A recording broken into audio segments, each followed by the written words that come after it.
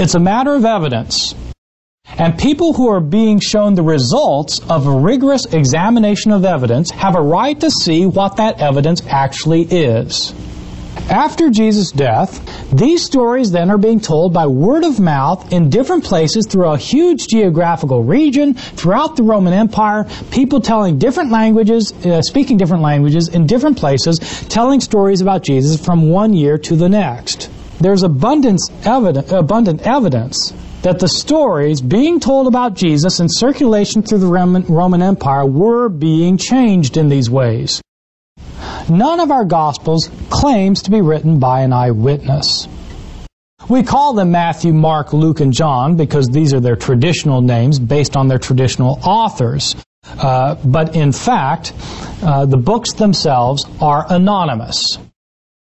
Their authors were not eyewitnesses to the events they narrate, and were writing 35 to 65 years later.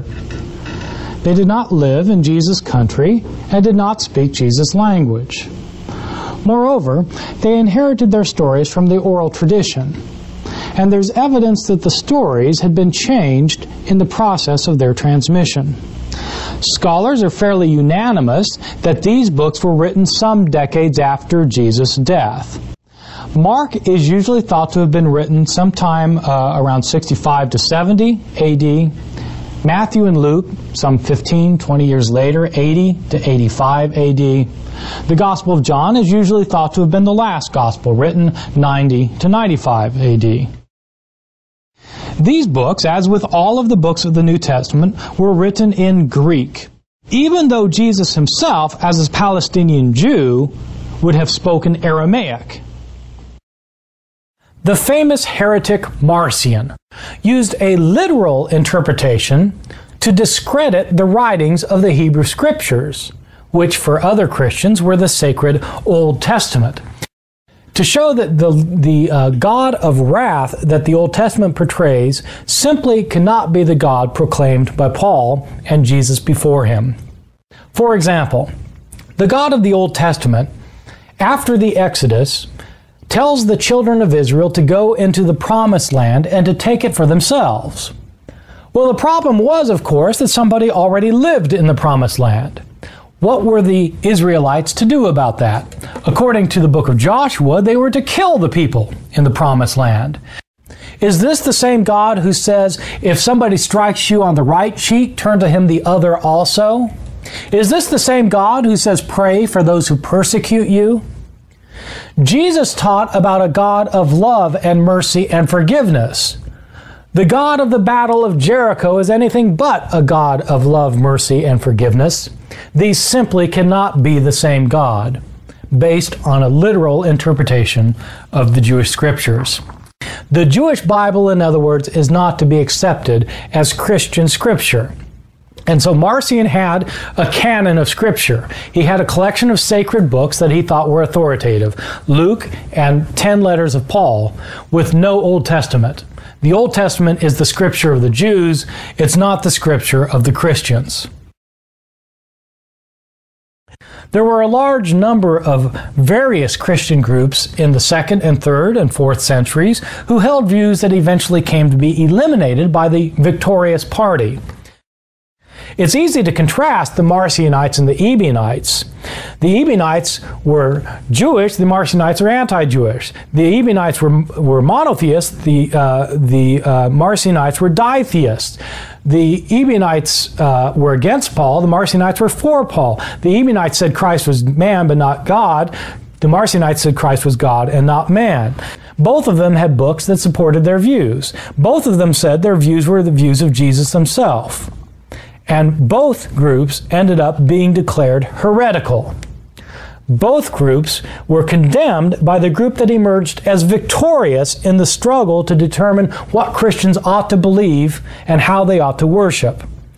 And so eventually Christians came to teach that the Old Testament and the New Testament gods are in fact the same God and can be reconciled with one another over against the teachings of Marcion. There were some books that were not ultimately included in the New Testament that at one time or another, by one group or another, were considered Scripture as we've seen, for example, in the case of the Ebionites with their form of the Gospel of Matthew, the Marcionites with their form of the Gospel of Luke, or with the Gnostics, who had a variety of texts. The Gnostics didn't limit themselves to interpreting the texts such as the Gospel of John that came into the canon of the New Testament. The Gnostics had their own writings as well, many of which they considered Scripture. And we've discovered a number of these writings.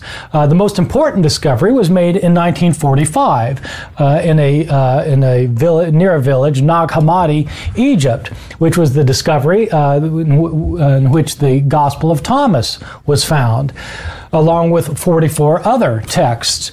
There was a Gospel of Philip discovered at Nag Hammadi, for example, a gospel called the Gospel of Truth, and a range of other texts that were related, for example, the Gnostic myths, such as the Secret Book of John, or a book called The Origin of the Worlds. Some Gnostic groups considered these texts to be Scripture, or texts discovered earlier in the 19th century that were considered by Gnostic groups to be Scripture, including the Gospel of Mary, the only gospel that we have that claims to be written by a woman. The debates over which books to include in the canon and which to exclude were long and drawn out. The matter, in fact, was not decided for centuries. This comes as a surprise to many of my students who simply think that the New Testament appeared one day soon after Jesus died. But in fact, not only were the books written decades after Jesus' death, but they weren't considered Scripture for a long time after that, and they weren't collected into a canon for a long time after that. To the surprise of many people today, the first Christian of record to maintain that the New Testament was to consist of the 27 books that we have, and only these 27 books, the first person to maintain that we know of was the Bishop of Alexandria named Athanasius in the year 367. This is the first recorded time in Christian history that anybody specified our 27 books as the books of the New Testament. This is some 300 years after the books were written. There was never an ecumenical church council that made the final decision until finally the Roman Catholic Church finally had a council that decided the issue in the mid-16th century at the Council of Trent. Was the first time that any church council came up with a ratification of the 27 books of the New Testament. That's in the 16th century. There was never an ecumenical council in the early church that decided the matter. Instead, it was based on popular opinion, which of course affected which books would be copied over time. As it turns out, we don't have the original copies of any of the books of the New Testament. The vast majority of the copies were produced in centuries after the originals, from copies that were themselves also centuries removed from the originals that had themselves been made from earlier copies. Our very earliest manuscript of any book of the New Testament is in fact a little fragment that was discovered in a trash heap in Egypt. The fragment is the size of a credit card. On paleographical grounds, this particular papyrus can be dated to the first part of the 2nd century, and so roughly maybe around the year 125 or the year 140. We don't have complete books on any manuscript that survives until about the end of the 3rd century. And we don't, in fact, have complete copies of the whole New Testament until the 4th century. When they discovered a copy of the Gospel of Peter, a fragmentary of the Gospel of Peter in 1868, even though it was accepted by some Orthodox Christians, those in Rosas, as being acceptable, eventually it came to be excluded from the canon, and therefore it just simply disappeared, as people didn't copy it through the ages.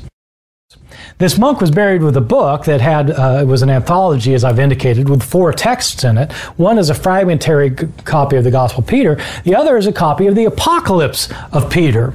This Apocalypse of Peter is the first instance we have of a Christian text in which the author is given a guided tour of heaven and hell.